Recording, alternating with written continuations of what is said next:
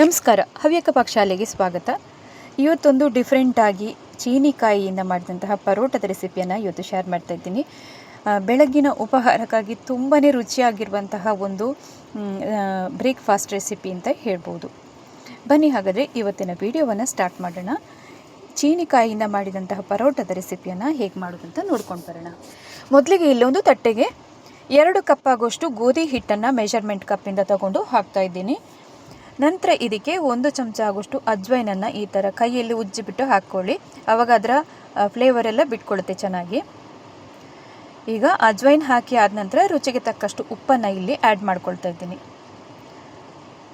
ಇವೆಲ್ಲವನ್ನು ಹಾಕಿ ಆದ ನಂತರ ಸರಿಯಾಗೊಮ್ಮೆ ಮಿಕ್ಸ್ ಮಾಡ್ಕೊಳ್ಳೋಣ. ನಂತರ ಇದಕ್ಕೆ ನೋಡಿಕೊಂಡು ನೀರನ್ನು ಹಾಕ್ಕೊಳ್ಳಿ. ತಣ್ಣೀರನ್ನು ಇಲ್ಲಿ ಹಾಕ್ಕೊಂಡು ಕಲಸುವಂಥದ್ದು. ಚಪಾತಿ ಹಿಟ್ಟಿನಷ್ಟೇ ಹದಕ್ಕೆ ನಾವು ಗಟ್ಟಿಗೆ ಕಲಸ್ಕೊಳ್ಬೇಕಾಗುತ್ತೆ. ಇದನ್ನು ಹಿಟ್ಟನ್ನು ನೋಡಿಕೊಂಡು ಮತ್ತೆ ಮತ್ತೆ ನೀರನ್ನು ಹಾಕ್ಕೊಳ್ಳಿ. ಗಂಟೆಲ್ಲ ಇಲ್ಲದಂಗೆ ಚೆನ್ನಾಗಿ ಇದನ್ನು ಕಲಸ್ಕೊಳ್ಬೇಕು. ನೀವು ನಿಮ್ಮ ಮನೆಯ ಮೆಂಬರ್ಸಿಗೆ ಅನುಗುಣವಾಗಿ ಎಷ್ಟು ನೀವು ಚಪಾತಿ ಹಿಟ್ಟನ್ನು ತಗೊಳ್ತೀರಿ ಅಷ್ಟನ್ನು ತಗೊಳ್ಬೋದು. ನಾನಿಲ್ಲಿ 4 ಜನಕ್ಕಾಗುವಷ್ಟು ಮಾಡ್ತಿರೋದ್ರಿಂದ ಸ್ವಲ್ಪ 2 ಕಪ್ ಆಗುವಷ್ಟು ಮಾತ್ರ ತಗೊಂಡಿದ್ದೀನಿ. ಮತ್ತು ನಾವು ಇದಕ್ಕೆ ಒಳಗಡೆ ಸ್ಟಫಿಂಗಿಗೆ ನಾವು ಚೀನಿಕಾಯನ್ನು ಕೂಡ ಬಳಕೆ ಮಾಡೋದ್ರಿಂದ ತುಂಬ ಜಾಸ್ತಿಯಾಗಿ ಗೋಧಿ ಹಿಟ್ಟನ್ನು ಹಾಕಿದರೆ ಅಷ್ಟು ಬೇಕಾಗೋದಿಲ್ಲ. ಈಗಾಗಲೇ ಗೋಧಿ ಹಿಟ್ಟನ್ನು ಚೆನ್ನಾಗಿ ಚಪಾತಿ ಹಿಟ್ಟಿನ ಹದಕ್ಕೆ ಕಲಸ್ಕೊಂಡು ಒಂದು 5 ರಿಂದ 10 ನಿಮಿಷ ರೆಸ್ಟ್ ಆಗೋದಕ್ಕೆ ಬಿಡೋಣ. ಆ ಹೊತ್ತಲ್ಲಿ ನಾವೀಗ ಬಾಕಿ ತಯಾರಿಯನ್ನೆಲ್ಲ ಮಾಡ್ಕೊಳ್ಬೇಕಾಗುತ್ತೆ. ಸ್ಟಫಿಂಗಿಗೆ ಮಾಡುವಂಥದ್ದು ಈಗ ನಾನಿಲ್ಲಿ ಸ್ವಲ್ಪ 1 ಹಿಡಿ ಆಗುವಷ್ಟು ಕರಿಬೇವನ್ನು ತಗೊಂಡಿದ್ದೀನಿ. ಮತ್ತು 3 ಮೀಡಿಯಮ್ ಸೈಜಿನ ಈರುಳ್ಳಿಯನ್ನು ತಗೊಂಡಿದ್ದೀನಿ. ಒಂದು ಸ್ವಲ್ಪ ಹಸಿ ಶುಂಠಿ ಬೇಕಾಗುತ್ತೆ. ಮತ್ತೊಂದು ಸ್ವಲ್ಪ ಕೊತ್ತಂಬರಿ ಸೊಪ್ಪು. ಇಷ್ಟನ್ನು ಸಣ್ಣಕ್ಕೆ ಹೆಚ್ಕೊಳ್ಬೇಕು. ನಂತರ ಇಲ್ಲಿ ಚೀನಿಕಾಯನ್ನು ತೋರಿಸ್ತಾ ಇದ್ದೀನಿ. ಈ ಚೀನಿಕಾಯನ್ನು ಕಟ್ ಮಾಡಿಕೊಳ್ಳುವ ರೀತಿಯನ್ನು ಒಂದ್ಸಲಿ ನೋಡೋಣ. ನಾವೀಗ ಇದನ್ನು ತುರ್ಕೊಳ್ಬೇಕಾಗತ್ತೆ. ನೀವು ನಿಮ್ಮ ಕ್ವಾಂಟಿಟಿಗೆ ಅನುಗುಣವಾಗಿ ಎಷ್ಟು ಬೇಕಾದರೂ ತಗೊಳ್ಬೋದು. ನಾನಿಲ್ಲಿ 4 ಜನ ಮೆಂಬರ್ಸಿಗೆ ಅನುಗುಣವಾಗಿ ಈಗ ಇಲ್ಲಿ ತಗೊಳ್ತಾ ಇದ್ದೀನಿ.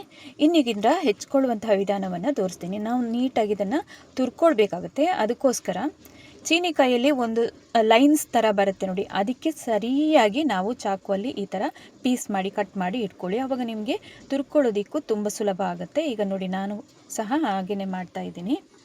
ಅದರ ಲೈನ್ಸ್ ಇರುತ್ತೆ ನೋಡಿ, ಅದಕ್ಕೆ ಸರಿಯಾಗಿ ಕಟ್ ಮಾಡ್ಕೊಳ್ಳಿ. ಬಾಕಿ ಎಲ್ಲ ಏನು ಮಾಡ್ಕೊಳ್ಳೋದಕ್ಕೆ ಹೋಗಬೇಡಿ. ಜಸ್ಟ್ ಅಷ್ಟೇ ಸಾಕು. ಇಷ್ಟು ಪೀಸಾಗಿ 4 ಭಾಗವಾಗಿ ಈಗ ಕಟ್ ಮಾಡಿ ಇಟ್ಕೊಂಡಿದ್ದೀನಿ.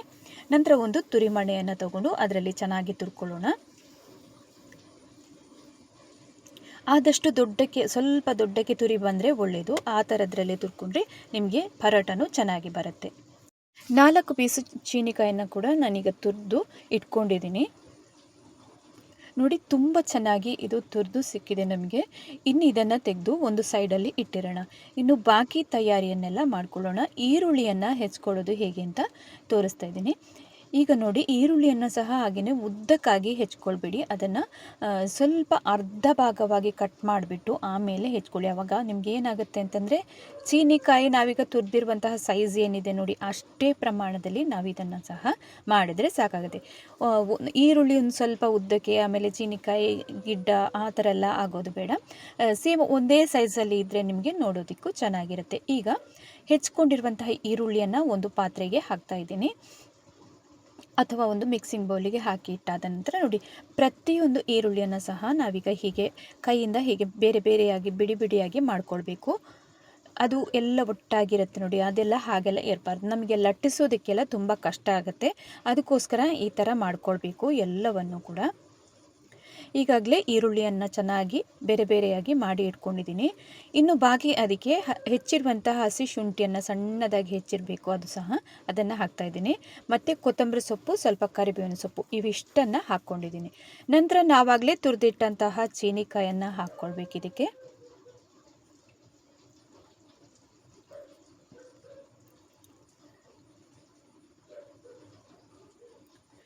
ಚೀನಿಕಾಯನ್ನು ಹಾಕಿ ಆದ ನಂತರ ಬಾಕಿ ಇದಕ್ಕೆ ಹಾಕುವಂಥ ಮಸಾಲೆಗಳನ್ನೆಲ್ಲ 1 by 1 ನೋಡ್ತಾ ಬರೋಣ. ಮೊದಲಿಗೆ ಇಲ್ಲಿ ರುಚಿಗೆ ತಕ್ಕಷ್ಟು ಉಪ್ಪನ್ನು ಇಲ್ಲಿ ಆ್ಯಡ್ ಮಾಡ್ಕೊಂಡಿದ್ದೀನಿ. ನಂತರ ಖಾರಕ್ಕೆ ಅನುಗುಣವಾಗಿ ಅಚ್ಚ ಖಾರದ ಪುಡಿಯನ್ನು ಹಾಕ್ಕೊಂಡಿದ್ದೀನಿ. 1 ಚಮಚ ಆಗುವಷ್ಟು ಕೊತ್ತಂಬರಿ ಪೌಡರ್ ಮತ್ತು ಒಂದು ಸ್ವಲ್ಪ ಜೀರಿಗೆ ಪೌಡರ್. ನಂತರ ಇದಕ್ಕೆ ಗರಂ ಮಸಾಲವನ್ನು ಇಲ್ಲಿ ಹಾಕ್ಕೊಳ್ಬೇಕಾಗುತ್ತೆ. ಲಾಸ್ಟಲ್ಲಿ ಒಂದು ಸ್ವಲ್ಪ ಅರಶಿಣವನ್ನು ಹಾಕ್ಕೊಂಡಿದ್ದೀನಿ. ಇವಿಷ್ಟನ್ನು ಹಾಕಿ ಆದ ನಂತರ ಚೆನ್ನಾಗಿ ಮಿಕ್ಸ್ ಮಾಡ್ಕೊಳ್ಳಿ. ಉಪ್ಪು ಆಗಲಿ ಖಾರ ಆಗಲಿ ಎಲ್ಲ ಹಿಡ್ಕೊಳ್ಳಿ, ಚೆನ್ನಾಗಿ ಇದು ಮಿಕ್ಸ್ ಆಗಬೇಕು. ಅಲ್ಲಿ ತನಕ ನಾವು ಇದನ್ನು ಮಿಕ್ಸ್ ಮಾಡ್ಕೊಳ್ಬೇಕಾಗತ್ತೆ. ತುಂಬ ನಾವು ಇದಕ್ಕೆ ಪ್ರೆಷರ್ ಹಾಕಿ ಮಿಕ್ಸ್ ಮಾಡ್ಕೊಳ್ಳೋದು ಬೇಡ. ಅದು ಮೇಲಿಂದ ಮೇಲೆ ಹೀಗೆ ಮಿಕ್ಸ್ ಮಾಡ್ತಾ ಬನ್ನಿ. ನೀರೆಲ್ಲ ಬಿಟ್ಕೊಳ್ಳುತ್ತೆ ಒಂದೊಂದು ಸತಿ, ಯಾಕಂತಂದರೆ ನಾವೀಗ ಉಪ್ಪನ್ನು ಸಹ ಹಾಕಿರೋದ್ರಿಂದ ನೀರು ಬಿಟ್ಕೊಳ್ಳೋ ಚಾನ್ಸಸ್ ಇದೆ. ಈಗ ಮಿಕ್ಸ್ ಮಾಡಿದಂತಹ ಹೂರಣ ಒಂದು ಸೈಡಲ್ಲಿ ಇಟ್ಟಿರೋಣ. ನೆಕ್ಸ್ಟ್ ಈಗ ಇಲ್ಲಿ ಚಪಾತಿ ಹಿಟ್ಟನ್ನು ನಾನು ತೋರಿಸ್ತಾ ಇದ್ದೀನಿ. ಹೂರಣದ ತಯಾರಿ ಎಲ್ಲ ಮಾಡುವಷ್ಟು ಹೊತ್ತಲ್ಲಿ ಚಪಾತಿ ಹಿಟ್ಟು ಕೂಡ ಚೆನ್ನಾಗಿ ನೆಂದಿದೆ. ಸ್ವಲ್ಪ ಹೊತ್ತು ಅದನ್ನು ನಾದ್ಕೊಂಡು ಆದ ನಂತರ ನೋಡಿ ಈ ಥರ ದೊಡ್ಡದಾಗಿ ಬಾಲ್ಸನ್ನು ರೆಡಿ ಮಾಡ್ಕೊಳ್ಬೇಕು. ಇಲ್ಲಿ ಚಪಾತಿ ನಾವು ಹಿಟ್ಟನ್ನು ಸ್ವಲ್ಪ ದೊಡ್ಡದಾಗಿ ಬಾಲ್ಸನ್ನು ಮಾಡೋದ್ರಿಂದ ನಮಗೆ ಇದು 2 ಪೋರ್ಷನ್ ಆಗಿ ಕಟ್ ಮಾಡುವಾಗ ಇದು ಈಕ್ವಲ್ ಆಗಿ ನಮಗೆ ಸರಿಯಾಗಿ ಸಿಗುತ್ತೆ. ಅದಕ್ಕೋಸ್ಕರ ಈಗ ದೊಡ್ಡದಾಗಿ ಒಂದು ಚಪಾತಿಯನ್ನು ಲಟ್ಟಿಸ್ಕೊಳ್ಳೋಣ.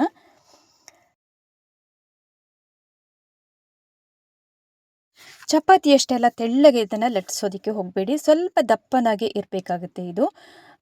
ನಾನೀಗ ನೋಡ್ತಿರ್ಬೋದು ಇದನ್ನು ಇಷ್ಟು ದೊಡ್ಡದಾಗಿ ಲಟ್ಟಿಸ್ಕೊಂಡಿದ್ದೀನಿ. ಇನ್ನು ಇದರ ಮೇಲಿಂದ ನಾವಾಗಲೇ ಹೂರಣವನ್ನು ರೆಡಿ ಮಾಡಿ ಇಟ್ಕೊಂಡಿದ್ದೀವಲ್ಲ, ಚೀನಿಕಾಯಿ ಆಮೇಲೆ ಈರುಳ್ಳಿ ಎಲ್ಲ ಹಾಕಿ ಮಸಾಲೆ ಎಲ್ಲ ಹಾಕಿರುವಂಥದ್ದು, ಅದನ್ನು ಈಗ ಇದರ ಮೇಲಿಂದ ಉದುರಿಸ್ಕೊಳ್ಬೇಕು. ಹೀಗೆ ಸ್ವಲ್ಪ ದಪ್ಪಕ್ಕೆ ಹಾಕ್ಕೊಳ್ಳಿ. ಇದನ್ನು ಸಹ ಮಿಕ್ಸಿಂಗನ್ನು ಒಂದು ಲೇಯರ್ ಆಗಿ ಹಾಕಿದ್ರೆ ಸಾಕಾಗುತ್ತೆ. ಚೆನ್ನಾಗಿ ಅದನ್ನು ಹರಡ್ಕೊಳ್ಳಿ ಎಲ್ಲ ಸುತ್ತಲೂ. ನಂತರ ಇದನ್ನು ಮಸಾಲೆ ಎಲ್ಲ ಹರಡಿ ಆದ ನಂತರ ಈಗ ಒಂದು ಸೈಡಿಂದ ಈ ಥರ ಫೋಲ್ಡ್ ಮಾಡ್ತಾ ಬರಬೇಕು. ರೌಂಡಾಗಿ ಈ ಥರ ಸುತ್ತಕೊಂಡು ಬರಬೇಕು. ಚಾಪೆ ಎಲ್ಲ ಸುತ್ತೀವಲ್ಲ ಅದೇ ಥರನೇ ಸುತ್ತಾ ಬಂದು ಮತ್ತೆ ಇದನ್ನು ಮಧ್ಯಭಾಗದಲ್ಲಿ ಚಾಕುವಿನಿಂದ ಕಟ್ ಮಾಡಬೇಕು. ಆವಾಗ ಅದು 2 ಪೋರ್ಷನ್ ಆಗಿ ನಮಗೆ ಡಿವೈಡ್ ಆಗುತ್ತೆ.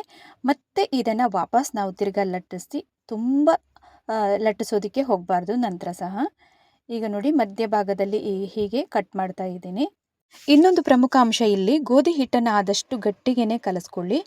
ಈಗ ನಾವು ಹೂರಣಕ್ಕೆ ಉಪ್ಪು ಮತ್ತು ಈರುಳ್ಳಿ ಚೀನಿಕಾಯಿ ಎಲ್ಲ ಹಾಕಿರೋದ್ರಿಂದ ಸ್ವಲ್ಪ ಅದು ನೀರೆಲ್ಲ ಬಿಟ್ಕೊಳ್ಬೋದು. ಅದಕ್ಕಾಗಿ ಜಾಸ್ತಿ ಪ್ರೆಷರ್ ಹಾಕಿ ಅದನ್ನು ಮಿಕ್ಸ್ ಮಾಡೋದಕ್ಕೆ ಹೋಗಬೇಡಿ. ಮಿಕ್ಸ್ ಮಾಡಿದ್ರೆ ನಿಮಗೆ ಈ ಥರ ಚಪಾತಿ ನಾವು ಲಟ್ಟಿಸಿದ ನಂತರ ಮೇಲೆ ಹಾಕುವಾಗ ನೀರಾಗುತ್ತೆ. ಅದಕ್ಕೋಸ್ಕರ ಆದಷ್ಟು ನೋಡಿಕೊಂಡು ಹಾಕ್ಕೊಳ್ಳಿ. ಈಗಾಗಲೇ ರೋಲ್ ಮಾಡಿದಂಥದ್ದನ್ನು 2 ಡಿವೈಡ್ ಮಾಡಿದ ಮೇಲೆ ನೋಡಿ ವಿಡಿಯೋದಲ್ಲಿ ತೋರಿಸಿರೋ ಥರ ಈ ಥರ ರೋಲ್ ಮಾಡ್ತಾ ಬನ್ನಿ. ಆಮೇಲೆ ಇದನ್ನು ಮೇಲಿಂದ ಹುಡಿ ಹಾಕಿಬಿಟ್ಟು ಲಟ್ಟಿಸ್ಕೊಂಡ್ರೆ ಆಯಿತು. ತುಂಬ ಅಂದರೆ ತುಂಬ ರುಚಿಕರವಾಗಿರುತ್ತೆ. ನಾವಿಲ್ಲಿ ಮಸಾಲೆ ಎಲ್ಲ ಹಾಕಿ ಹೂರಣವನ್ನು ಕೂಡ ಮಾಡಿರೋದ್ರಿಂದ ಅಷ್ಟೇ ಟೇಸ್ಟಿಯಾಗಿರುತ್ತೆ. ನೀವು ಬ್ರೇಕ್ಫಾಸ್ಟಿಗೆಲ್ಲ ಈ ಥರದ ತಿಂಡಿಯನ್ನು ಒಂದ್ಸಲಿ ಮಾಡಿಕೊಟ್ರೆ ಅಂತೂ ಮಕ್ಕಳೆಲ್ಲ ಇನ್ನೊಮ್ಮೆ ತಿರುಗಿ ಇದನ್ನೇ ಮಾಡಬೇಕು ಅಂತ ಕೇಳ್ತಾರೆ. ಅಷ್ಟು ರುಚಿಯಾಗಿರುತ್ತೆ ಫ್ರೆಂಡ್ಸ್. ಈಗ ಹುಡಿಯನ್ನು ಆದಷ್ಟು ಸ್ವಲ್ಪ ಜಾಸ್ತಿಗೇ ಹಾಕ್ಕೊಂಡು ಲಟ್ಟಿಸ್ಕೊಳ್ಬೇಕಾಗತ್ತೆ. ನಾವೀಗ ಹೂರಣವನ್ನು ಹಾಕಿರೋದ್ರಿಂದ ಅದು ಅಲ್ಲಲ್ಲಿ ಬಿಟ್ಕೊಳ್ಬೋದು. ಅದಕ್ಕೋಸ್ಕರ ಆದಷ್ಟು ಸ್ವಲ್ಪ ತೆಳ್ಳಗೆ ಲಟ್ಟಿಸೋದಕ್ಕಿಂತ ದಪ್ಪಗೆ ಲಟ್ಟಿಸಿದರೆ ಒಳ್ಳೆಯದು ನಿಮಗೆ. ಅಂದರೆ ಕಿತ್ಕೊಂಡು ಕೂಡ ಬರೋದಿಲ್ಲ. ಅದಕ್ಕೋಸ್ಕರ ನೋಡಿಕೊಂಡು ಇದನ್ನು ಲಟ್ಟಿಸ್ಕೊಳ್ಳಿ. ನೀವು ಯಾವ ಥರನೇ ಲಟ್ಟಿಸ್ಕೊಳ್ಳಿ, ಅದು ತುಂಬಾ ಚೆನ್ನಾಗಿ ಬರುತ್ತೆ. ನಾವು ಹೂರಣಕ್ಕೆ ಮಸಾಲೆ ಎಲ್ಲ ಹಾಕಿರೋದ್ರಿಂದ ಏನೂ ತೊಂದರೆ ಆಗೋದಿಲ್ಲ. ಸ್ವಲ್ಪ ದಪ್ಪಕ್ಕೆ ಮಾಡಿದ್ರೆ ನಿಮಗೆ ಜಾಸ್ತಿ ಟೈಮ್ ನಾವಿದನ್ನು ಬೇಯಿಸ್ಕೊಳ್ಬೇಕಾಗುತ್ತೆ. ಅದಕ್ಕೋಸ್ಕರ ಆದಷ್ಟು ಒಂದು ಮೀಡಿಯಮ್ ಸೈಜ್ ದಪ್ಪದಲ್ಲಿ ಇದನ್ನು ಲಟ್ಟಿಸ್ಕೊಳ್ಳೋಣ. ಈಗಾಗಲೇ ಒಂದನ್ನು ಲಟ್ಟಿಸ್ಕೊಂಡಿದ್ದೀನಿ, ನೋಡ್ತಿರ್ಬೋದು ನೀವೀಗ ಈ ಥರ ಬರುತ್ತೆ ನೋಡಿ. ಇನ್ನೊಂದನ್ನು ಸಹ ಅದೇ ರೀತಿಯಾಗಿ ಲಟ್ಟಿಸ್ಕೊಳ್ಳೋಣ. ಅದಕ್ಕಿಂತ ಮುಂಚೆ ಈಗ ಒಂದು ಲಟ್ಟಿಸಿದ್ದನ್ನು ಕಾವಲಿ ಮೇಲೆ ಹಾಕ್ತಾ ಇದ್ದೀನಿ. ಇನ್ನು ಮೇಲಿಂದ ಇದಕ್ಕೆ ತುಪ್ಪವನ್ನು ಹಾಕ್ಕೊಳ್ಳಿ, ತುಂಬ ರುಚಿಯಾಗಿರುತ್ತೆ. ಅಥವಾ ನಿಮಗೆ ಇಷ್ಟ ತುಪ್ಪ ಇಲ್ಲ ಬೇಡ ಅಂತ ಅನ್ನೋರು ಎಣ್ಣೆಯನ್ನು ಸಹ ಹಾಕ್ಕೊಳ್ಬೋದು. ಈಗ ಅದು ಬೇಯೋಷ್ಟು ಹೊತ್ತಲ್ಲಿ ಇನ್ನೊಂದನ್ನು ನಾವೀಗ ಲಟ್ಟಿಸ್ಕೊಳ್ಳೋಣ. 2 ಸೈಡಿಗೂ ತುಂಬ ಹುಡಿ ಹಾಕ್ಕೊಂಡು ಇದನ್ನು ಲಟ್ಟಿಸ್ಕೊಳ್ಳಿ.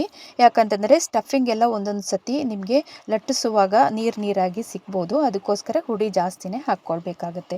ಈಗ 2ನೇದನ್ನು ಪರೋಟವನ್ನು ಲಟ್ಟಿಸ್ಕೊಂಡು ಒಂದು ಸೈಡಲ್ಲಿ ಇಟ್ಟಿರೋಣ. ನೆಕ್ಸ್ಟ್ ಈಗ ಉರಿಯನ್ನು ಒಂದು ಸ್ವಲ್ಪ ಕಮ್ಮಿ ಉರಿಯಲ್ಲೇ ಇಟ್ಕೊಂಡು ಇದನ್ನು ಬೇಯಿಸ್ಕೊಳ್ಳಿ. ಯಾಕಂತಂದರೆ ನಾವೀಗ ಹೂರಣವನ್ನು ಹಸಿದೇ ಹಾಕಿರೋದ್ರಿಂದ ಈರುಳ್ಳಿ ಎಲ್ಲ ಚೆನ್ನಾಗಿ ಬೇಯಬೇಕಾಗುತ್ತೆ. ಮತ್ತು ಇದಕ್ಕೆ ಮೇಲಿಂದ ತುಪ್ಪವನ್ನು ನೀವು ಹಾಕ್ಕೊಳ್ಬೋದು ಅಥವಾ ಎಣ್ಣೆಯನ್ನಾದರೂ ಅಪ್ಲೈ ಮಾಡ್ಕೊಳ್ಬೋದು. ಇನ್ನೂ ಚೆನ್ನಾಗಿ ಬೇಯಿಸ್ಕೊಳ್ಳಿ. 2 ಬದಿನೂ ಸರಿಯಾಗಿ ಬೇಯಬೇಕು. ಸ್ವಲ್ಪ ಟೈಮ್ ಹಿಡಿಯುತ್ತೆ ಇದು ಬೇಯೋದಕ್ಕೆ. ನಾವು ದಪ್ಪನಾಗಿ ಲಟ್ಟಿಸಿರೋದ್ರಿಂದ ಒಳಗಡೆ ಹೂರಣ ಸಹ ಹಾಗೆಯೇ ಚೆನ್ನಾಗಿ ಬೇಯಬೇಕು. ಚೀನಿಕಾಯಿ ಎಲ್ಲ ಹಸಿದೇ ಆಗಿರುತ್ತಲ್ಲ ಈರುಳ್ಳಿ ಎಲ್ಲ, ಅದಕ್ಕೋಸ್ಕರ. ಈಗ ಎರಡು ಬದಿಯನ್ನು ಸಹ ಚೆನ್ನಾಗಿ ಬೇಯಿಸ್ಕೊಂಡಿದ್ದೀನಿ. ಈಗ ಇದು ರೆಡಿಯಾಗಿದೆ, ಇದನ್ನು ತೆಗೆಯೋಣ. ಈಗ ಎರಡನೇದನ್ನು ಸಹ ಅದೇ ರೀತಿಯಾಗಿ ಬೇಯಿಸ್ಕೊಳ್ಳೋಣ. ಎರಡು ಬದಿನೂ ಚೆನ್ನಾಗಿ ಬೇಯಿಸ್ಕೊಳ್ಬೇಕಾಗುತ್ತೆ.